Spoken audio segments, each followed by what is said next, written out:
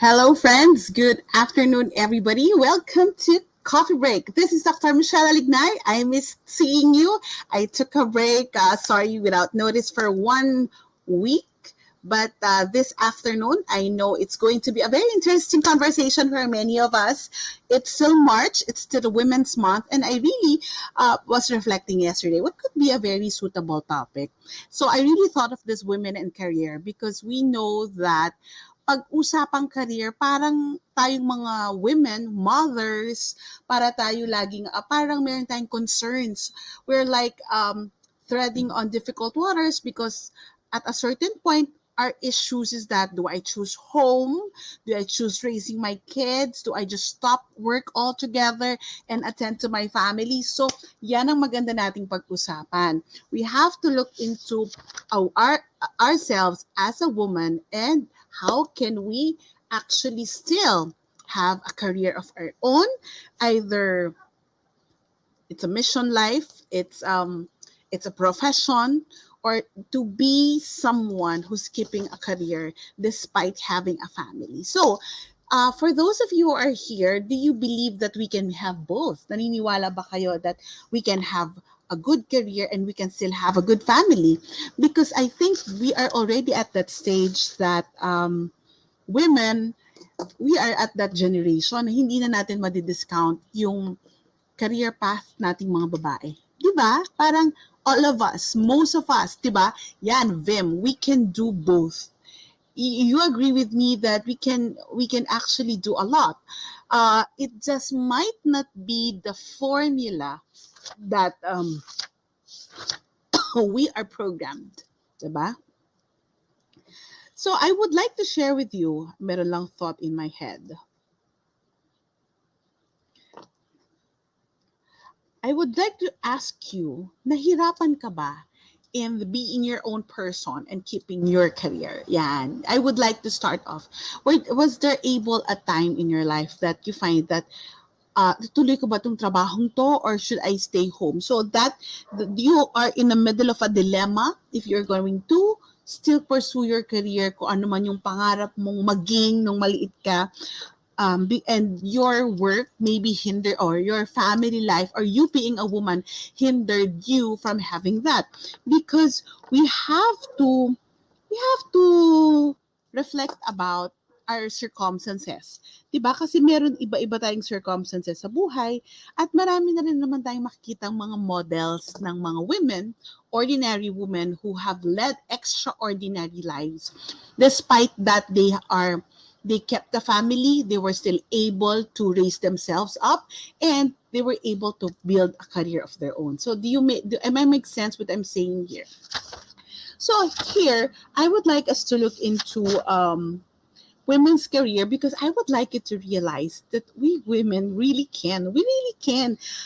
It's just that society has raised us. I don't know if you agree with me.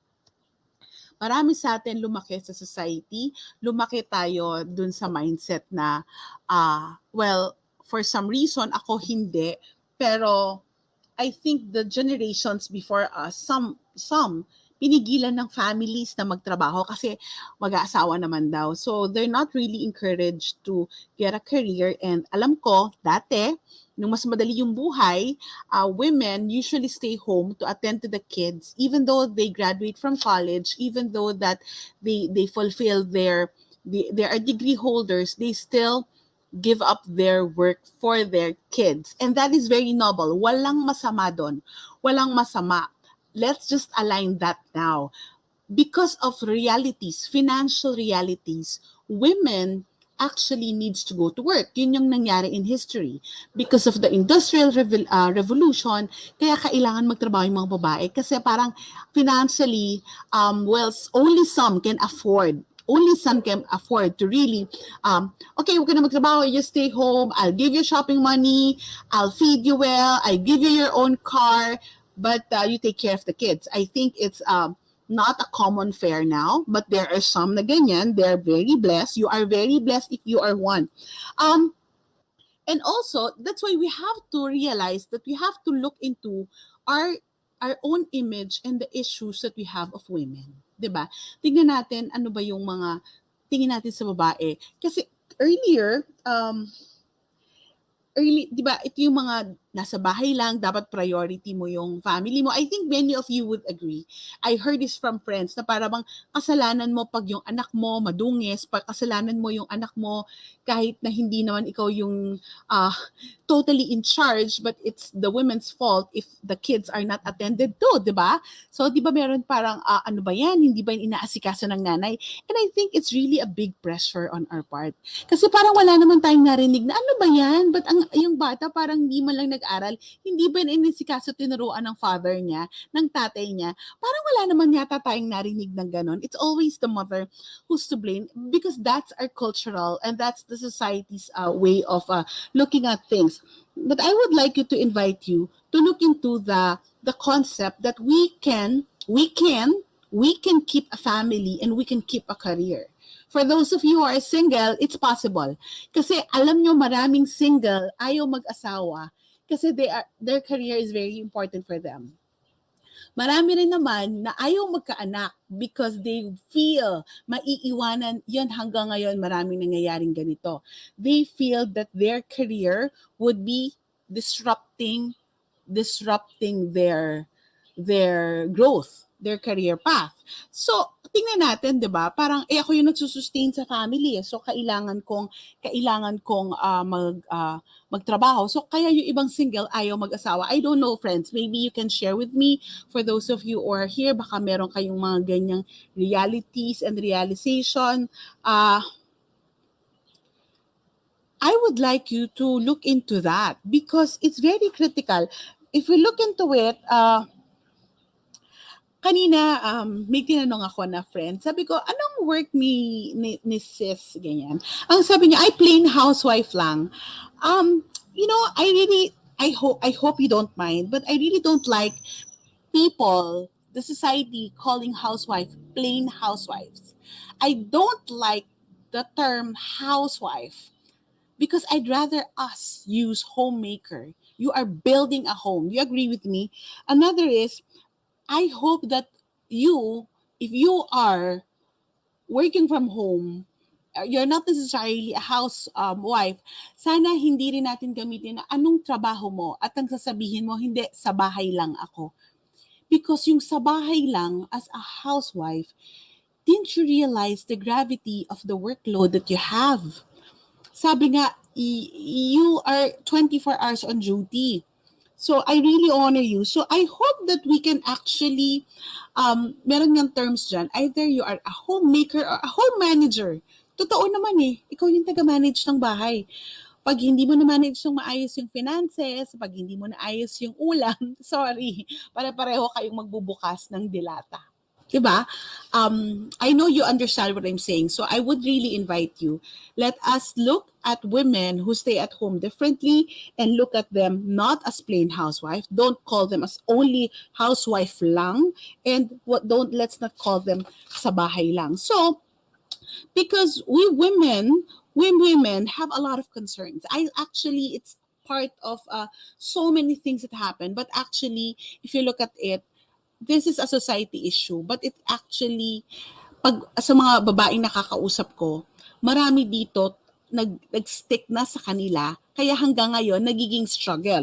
One of it is that I think most of the concerns of women, kung meron kayong masishare, please put that in the comment section.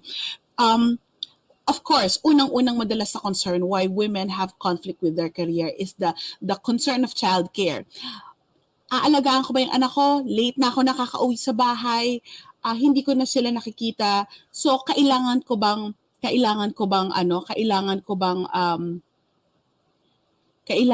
na wag na magtrabaho? Should I give up career because of my kids? Ayan, yan ang isa sa common concern. Should I give up career because of my work? Should I give up career because my kids? Wala, hindi ko na sila maalagaan, hindi ko na sila makita. Mamaya sasagutin ko yan. Another issue is that, of course, parang, for example, you have elderly parents. Tapos parang, wala na mag-alaga sa parents ko. Ako yung bunso, ako yung babae. So ako yung naatasan ng family namin na mag-alaga. So ako na lang yung magsasacrifice. So that's another thing. Another, working for you are working for a living. Another concern naman is the opposite. You still work even though you don't want to work on that work anymore because you're afraid of the financial realities. Malaki sweldo ko dito eh. Ito talaga yung kailangan ng family namin. But in reality, hirap na hirap ka na. For example, you're a frontliner or you are working somewhere that you think that this is not really the work that I want to do. Napasubo na lang ako dito so I need to keep doing it. Another thing, of course, if you are actually financially able, if you have a career and you are sending help for your family, yan, kaya tayo napipilitan magtrabaho. Hindi naman napipilitan, pero we are forced to share. It's because we need to give support for our family. Maybe our parents, maybe meron kang pamangkin na kailangan mo pag-aralin. Nangyayari yan. Ang dami ko nang narinig na story yan. I know these are not new stories to us.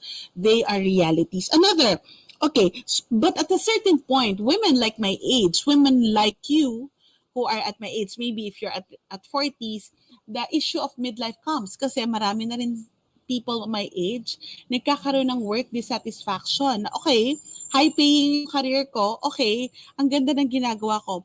But is this really what life is all about? Ayan, may ganyang tanong. Yan, ang midlife na midlife. Because also, at a certain time, you have people feel that they are lacking on purpose.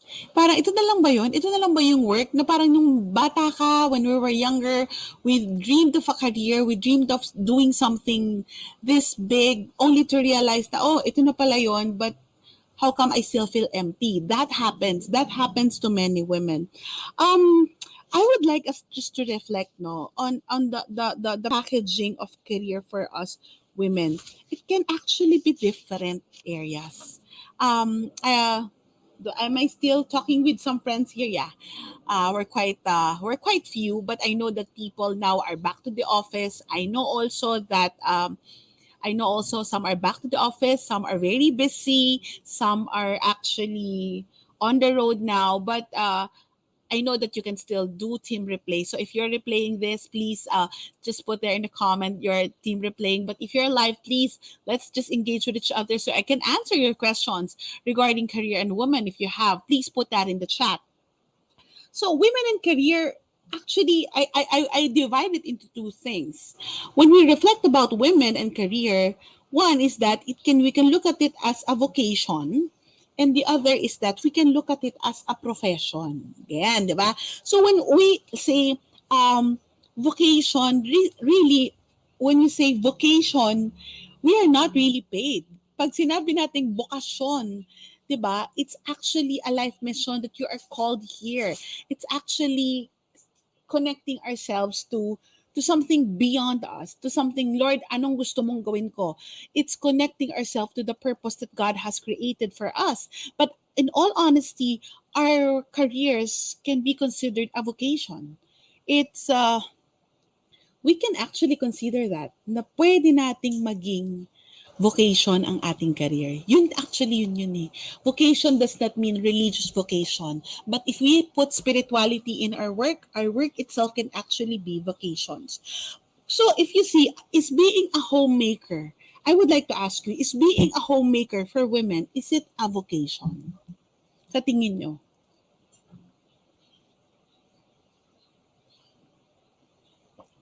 Anybody? Is being a homemaker vocation? Ako sa tingin ko, yes. Because di ba, marriage is a vocation. Getting married is a vocation. So in all honesty, having your kids and attending to your kids is actually a vocation. So we don't look at it as a burden only na ako lang yung napag-atasan na iwan sa bahay, but it can actually be your way. You are really literally kinarir mo. You really take it's really a vocation. So another thing is that is being a home I know of many homeschool moms and I honor them. Both they are mothers and also they're teachers. So homeschooling mothers are actually, you are fulfilling a vocation also. Vocation din yan. Another is that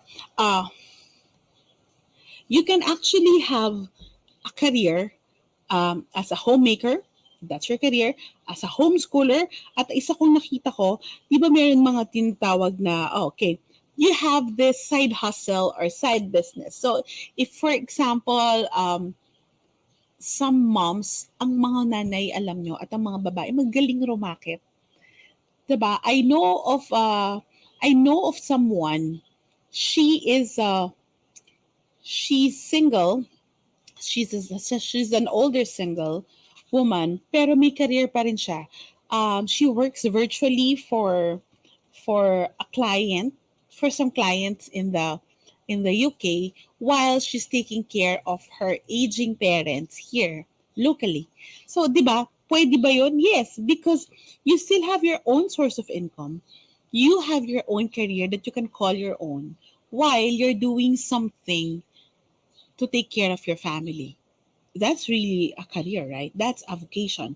Another, we can also look into the vocation or service in ministry. Anong ibig ko sabihin nun? Service in ministry. Nako, sino ba sa inyo ang may communities like me? So, communities like ministry or you're volunteering for a cause, lalo na ngayon, it's the election season.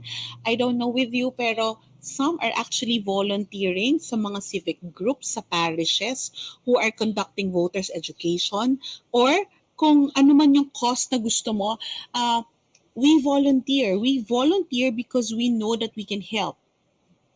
And I would like you to look into all these things. Kailangan ba na ang trabaho ng isang babae ay meron kang title? Like, an example is that I have title. The title is the PhD, the title is the psychologist. Tanggalin natin lahat yon. Tanggalin natin yung pagiging psychologist, tanggalin natin yung pagkakaroon ko ng degree. Posible bang maging ako pa rin ako kahit wala yan? Yes! Yun yung gusto kong sabihin sa inyo. Our vocation and our career is not only limited to our titles. It's not limited only to being a boss. It's not only limited to being in an organization. Hindi yun limitado doon. Kasi we can keep a career if you choose that kind of career, but still, you're keeping something for yourself and you're doing other things for other people, for your ministry, for your family. And I think it's very good for us to reflect about it. So, I would like to share with you. I hope it's okay, my own career journey. Kasi ang paborito ko pong narinig dati, and the next week, next Thursday, I will align it with some of the points. I will share with you right now my own career journey. Ang paborito kong tanong na naririnig from friends, from families, do I need to give up work to be able to attend to my kids? Did you encounter that dilemma? Moms, mothers, do I need to give up work in order to take care of my family? Automatic ba na dapat i-give up ko yung pamilya ko? Ay, i-give up ko yung career ko na mahal ko yung career ko? I have a friend, um, her father passed away and she's taking care of their family business na naiwan, pero meron pa rin siyang corporate work. At ang sabi niya, kahit nasa stress siya, she doesn't want to remove her career in the corporate world simply because that's hers. And I agree. I fully agree with her. And then there are people, I know it's so hard to work from home like you, Mads. I know you're watching. Andyan ka ba? Alam ko ang hirap, lalo na if you have small kids, you have toddlers, or some of you are taking care of your aging parents or family members. Ang hirap magtrabaho, ang hirap mag-work from home. But let's look at it at the other side of the coin. Isn't it that we have actually more time for them? Even though that pag inisip mo, I'm less effective. Pero pag inisip mo, you're actually home. You can look at your productivity maybe in a different angle. Because 'di ba, minsan naman nagtatrabaho ka nga pero nasa bahay yung isip mo, kumusta na kaya ang anak ko, kumain na ba siya? Pero pag nasa trabaho ka naman, ngayon naman nasa bahay ka, sasabihin natin hindi tayo makapag-focus sa trabaho because we have young kids that are bugging us or asking us to do something else. Yes, we just need to find the formula that works best for us. Yun yung pinapaniwalaan ko, friends. Kailangan lang maisip natin na hindi lahat kahon. Womanhood and career and family. Us women, our lives are not one size fits all. What worked for me may not work for you. What worked for all of you may not work for me. Kanya-kanya tayo. That's why sometimes whenever I give talks na parang tatanungin sa akin, Doc, ano po yung best way? Sa mata ko, alam nyo, there's no best way. Because the best way is something that is fitted to your values and fitted to your circumstances. What's best for me might not be best for you. But what is not best for you might not be good for me. So kaya I'm giving you formulas. I am giving you actually tools to be able to pick it up. So let's just go through that, no? So ang paboritong tanong, as I said, do I need to give up work to be able to attend to the family? Para sa akin, I gave up work after 10 years of working. So I was already 12 years of working. I worked before as a guidance counselor, a full-time school counselor, which I love. Take note, I love my work. But before even having that work, I'm clear with the work that I want. So, baka hindi kayo ganito. Nagkataon lang that I am blessed to be clear with my purpose. Alam ko yung trabahong gusto ko. I know that my work will always be. Kaya ako nag-psychology because I would like to keep a work that can help people. That's one. I know that family and relationships gives me a different passion, gives me a different fire. So that's two. Another is that my family is important. So klaro sa akin yun. So when I chose the work that I do, I know that I'm more fitted in counseling because that will give me in school counseling because that will give me really the immersion and the opportunity to be with kids, to understand kids, and to understand family dynamics. Okay, got it? That's my first decade. I gave up work. I don't know, Umang, you can relate with me. I gave up work because I gave birth to my second child. And it was just, I was so torn because who will take care of my child when I'm home wherein I'm taking care of other kids in school. So I gave up work, but with this in mind, I need to define my values. Kaya ako nag-give up ng work because I need to define my values din. Why? Babalik ako dun sa clarity of purpose. I want to help people. My family is important. My kids are growing up. They don't see a mom. I have a toddler, I have an infant, but I value my kids because my work is on family and relationship. I value my kids, but I value also my God-given talents. Kaya nung nag-resign ako, I told myself, this will be a temporary solution. I remember telling myself when insecurities will come, I have a master's degree then. I just had my license as a guidance counselor. So, wow, these two competencies are very good competencies. I'm being sought by magazines for interviews, and I'm writing then for two magazines, Smart Parenting and Smart Parenting Online, bago pa rin nagsisimula ang smartparenting.com then, and another is in Moms Today magazine. So I told myself, hindi ako mawawalan. Are you getting me? This is a temporary solution. I am not racing with anyone. Hindi ako nakakapagpaligsahan kung sino na yung nakapag-invest ng ganito, meron ng ganitong bahay. That time, I know the essential things, the essentials are my family and raising my kids right. And I know also that I'm not going to waste my God given talents because it's there, it's with me. And even though I am just home with my kids, I know I still need to use it. Take note, dito po maraming napapako. Una, they just resign without the thought, gagamitin ko pa rin yung talento ko. I believe that it's something that you should hone because that's yours. We cannot be all to our kids and our family. We cannot give all to our loved ones. Kahit na gano'n natin sila kamahal, we just cannot give all because there's that part of us na ibinigay sa atin yung abilities and talents that we should nurture. Sisingilin tayo ni Lord, paano mo ginamit? Kumita ka ba? Na may interest ba yung binigay kong puhunan sa'yo? I think I am very clear with that those things God gave me, the talents, the abilities, the skills, they are given for a purpose.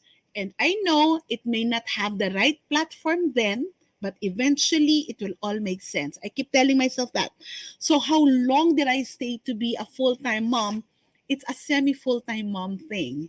So it's about 3 years. So I resigned in 2010, and then I for about a year, and then after that year I started taking on some talks, and I'm doing counseling, private counseling, and I'm also doing writing stuff. So, okay ako doon. Okay ako doon kasi I still get to use my talents. Not, kung lumalabas lang ako noon, 1 to 2 times a week. Ayan. So, ang gandang compromise sa akin noon. Napakagandang compromise sa akin noon. So, but, I'm still with my kids. In their milestones, andun ako sa kanila. Okay. Because I defined that my work then is both profession and vocation.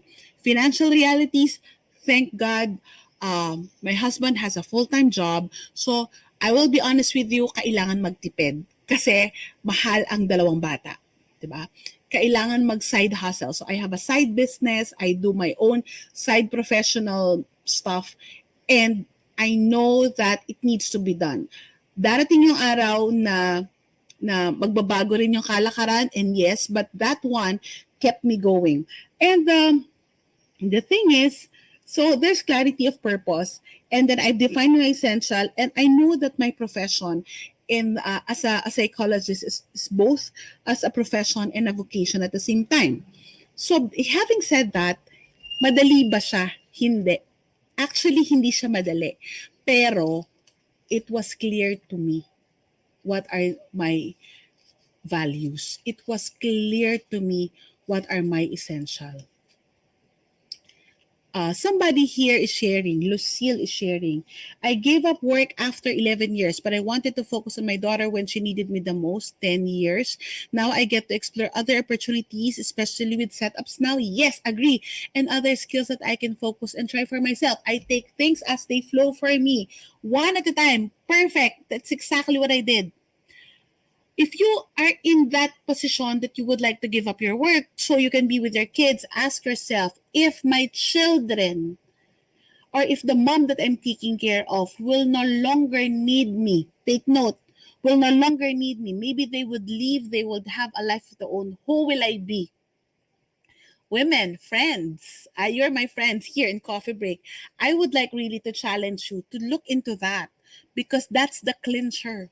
Kaya sa akin, importante that in my career journey, while I was able to give a portion of myself, a portion of being full-time for my kids, I was able to keep the work that I'm doing and keep telling myself, these things will make sense. I still keep honing the talents and keep using the skills that God has given me. Kasi hindi siya dapat masayang. Because all this will actually lead me to become the woman God created me to be. So yes, she gave me the opportunity to be the mother of my kids. She gave me the opportunity and the ability and the resources to raise them. But I believe that our lives as women there's more of us beyond motherhood.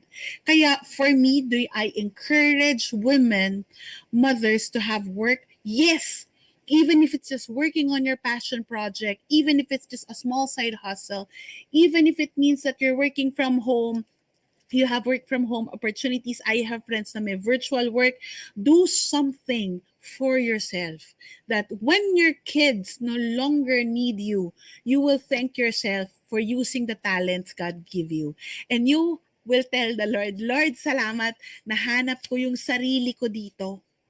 Because one day, honestly, totoo naman, pag nag-college na yung mga anak natin, may iba na tayong buhay. Kaya, I would like you to reflect about this.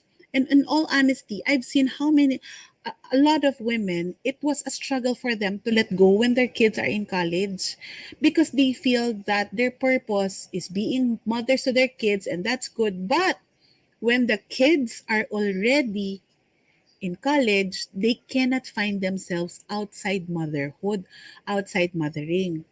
It's okay to be a mother, but make sure also that you are keeping a vocation or a career for yourself in many forms. As I said earlier, it does not need to be the full-time work.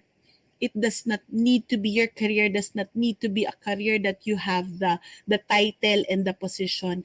It can just be a home hobby, a home bake shop. Like personally, I have my own soap business. So it's something that is for us and can define us and can add value to us. Am I making sense here, friends? So ikaw, kung nakikinig ka, is your work adding value to you? And if you think that, oh my God, I think this work only or this motherhood is just adding, not really adding, but removing so many things away from me, and then maybe it's time to sit down and reflect.